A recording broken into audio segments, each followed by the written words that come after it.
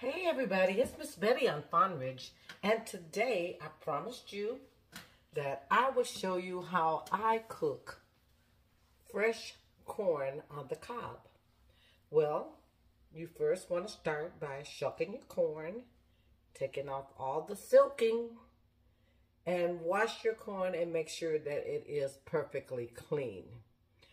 Once you get that done, you are going to begin to shave your corn off the cob, and I am going to show you how I do it. Now, I have a fairly large bowl here because I want to make sure that all of my corn falls down in the bowl and do not, splatter all over the window, everywhere, because it will. And another little secret that I have is I have a smaller bowl that I have inside the large bowl. It becomes the anchor for my corn. So when I begin to shave my corn, it can hold and I can begin to shave my corn as such. And you want to go from side to side, all the way around. And see, as you can see, it is splattering, so sometimes if that don't work, I move it out the way and I go to what works. I can also flip that bowl over and do it in the inside, but then I can't get to the bottom. So at this point, I'm not going to use that right now because I want to show you how I'm going to do this. And you simply want to just go round and round the corn until you get it all off. And to get the extra milking off, you just take your knife and you simply scrape it. Now, I do have like 2, 4, 6, 8, 10. I have like 12 ears of corn, and they're all clean. They're ready to go. I'm not going to stand here and make you watch me shave every ear of the corn. So I'll go ahead and I'll get it done. I'll come back, and then I will show you the next step. This is Miss Betty on Fawn Ridge, and today I am going to cook fresh fried corn.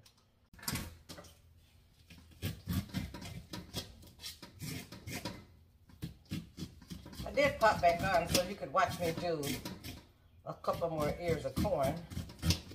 You want to have a good anchor. You want to have a nice knife. You don't want it to be too large because then you won't be able to get down on your corn. So a nice small paring knife about this size is perfect. Make sure that it's nice and sharp because you do want to get all the corn off of the cob. Don't forget to spin your corn. Don't forget to shave it. Get all that milk. See all that milk that's around there? That makes your corn nice and creamy. Turn it over and get it to the bottom because I don't want to leave any to go to waste. I want this to be a nice pot of cream style corn. Let's just call it cream style corn. Back in the day, we called it fried corn, but you young people might know it as cream style corn. See how nice that is cleaned off? We'll grab another one and shave it. You'll get the hang of it after about the third one. You kind of know just how to hold it and just how to come down. Some people like bigger kernels, some like smaller kernels. If you want your kernels to be smaller, then you start at the top and then you shave it on the same side twice. And that way you'll get different size kernels, which is what I like. I don't like for it to be just one big large kernel. Okay, well, I still got about 8 of these fellas left. So again, I will be back. You might ask, Miss Betty, how do you know what you're going to cook today? Or what video are you going to do? Well, a lot of times I decide by what I see advertised at my favorite grocery store. And this week, they had 5 ears of corn for only $2. A long time ago, that used to be 5 ears of corn for $1, but we're living in changing times. And so this is a bargain. So once I get my corn all done, I will cook it, blanch it, and bag it so that on Sunday when we want fried corn, it's simply already ready. So look at that. That is from 2, 4, 5 ears of corn, I've already got that much corn. So I'm going to keep going. I'm going to come back. Then I'm going to show you how I mix my corn. And then we will get it ready to cook. I'll show you how I season it, which won't be the recipe for this, but it will tell you what to use. And the reason why I say it won't be the recipe that you need is because you may not cook the quantity of corn that I'm cooking today. So I will give you the wrong measurements, but I will show you exactly what I use when I make my cream corn. And then you can judge accordingly.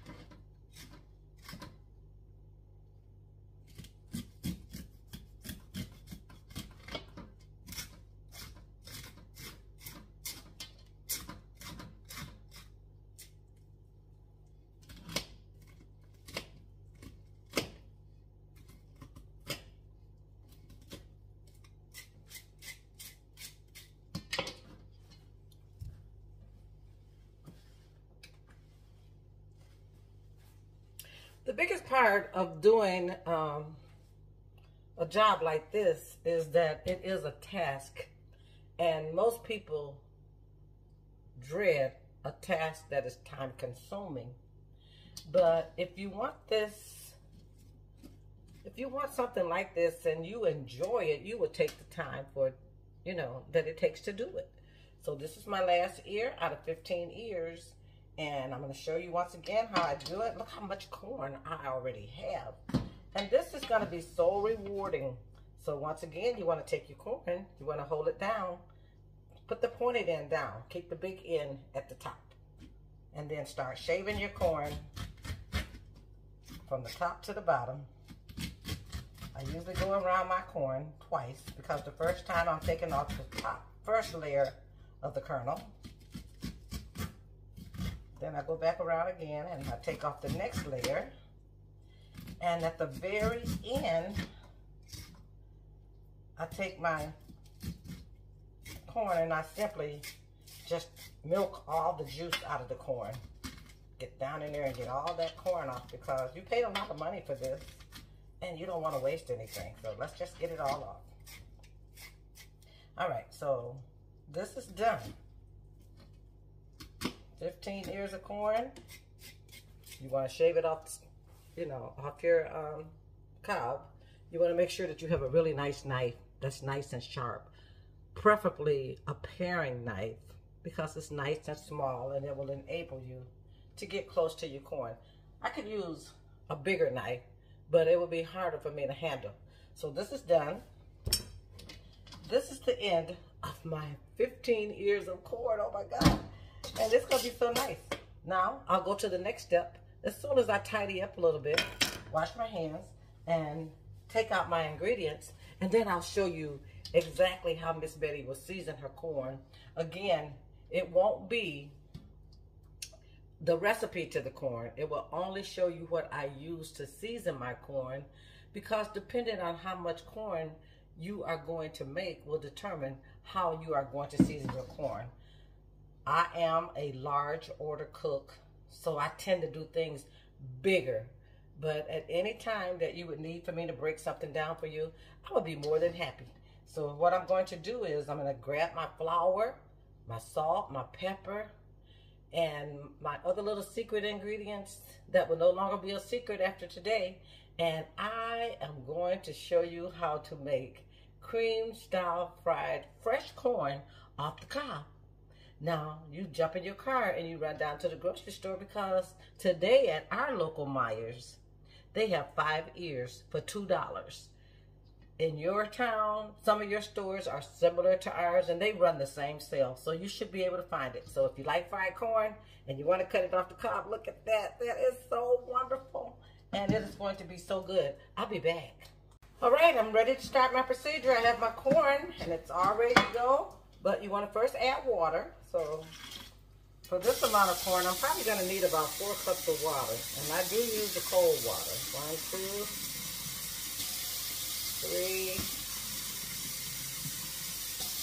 4. Let's see if that's enough. Okay, for the amount of corn that I have, 4 cups is not going to be enough. So I'm going to add a couple more.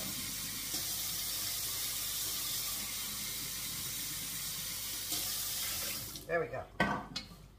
That's basically how I want it to look. So if you can see in my bowl, I have my corn in the water so I can begin to add my seasoning. And here I have flour. You could also use cornstarch because cornstarch will do the same job. Some people prefer to use cornstarch than flour, but I'm an old-fashioned cook, so I'm going to use flour. I have about maybe a half a cup in here, and so let's just see. You want your flour to mix in really, really good. Yeah, and with the amount of corn that I have, I am going to need all of that. Okay, so we mix it up really well. Make sure that flour don't be lumpy. You can even take, a whisk if you want to make sure that you don't have any flour lumps. I'm usually pretty good at this, so I don't need all that. I've added my flour. I'm gonna add my salt, and I am using the kosher salt, the coarse kosher salt. So we're gonna sprinkle that in there, and I have like maybe a little less than 1/3 of a cup. Okay? No need of showing you my measurements because these will not be your measurements. Okay, I have black pepper. Back in the day, we only used black pepper because that's all that the people had.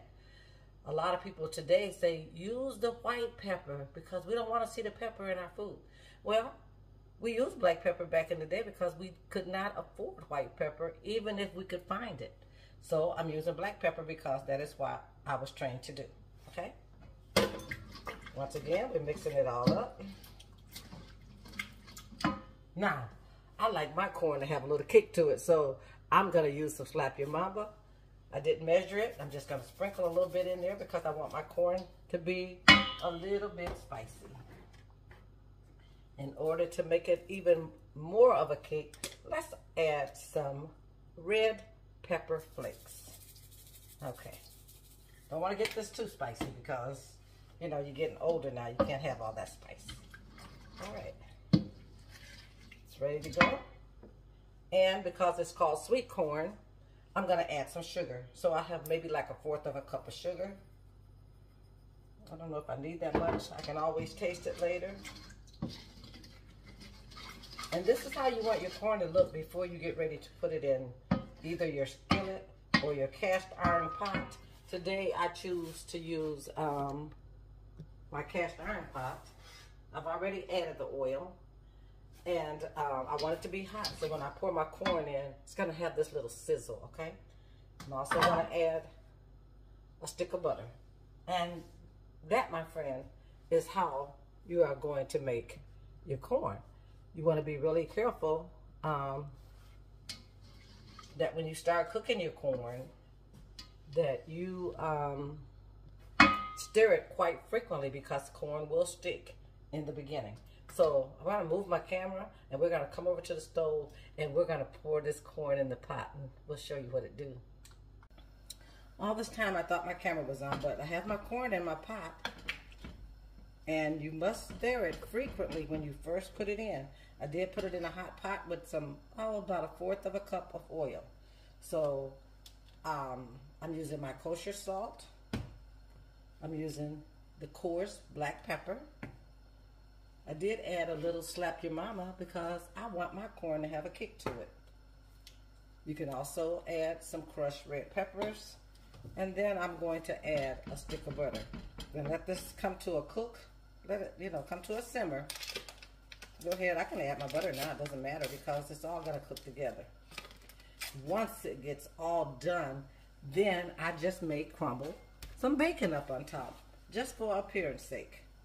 So, in this pot, which is a 7-quart Dutch oven, I have 15 ears of corn that you watched me cut off the cob. You know I did it. You saw me.